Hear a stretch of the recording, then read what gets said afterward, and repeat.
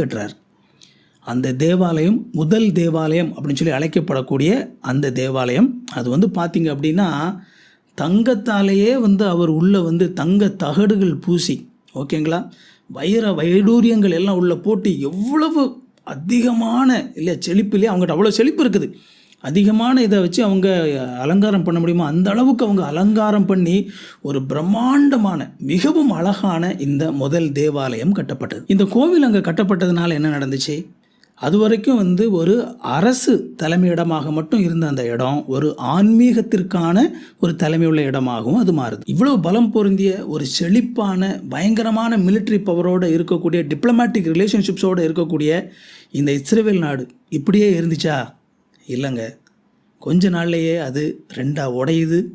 அந்த கோயிலில் இருந்த தங்கம் வெள்ளி வைடூரியம் அதெல்லாம் கொள்ளையடிக்கப்பட்டு கொண்டு போகப்படுது. இந்த மக்கள் அடிமைகளாக கொண்டு போக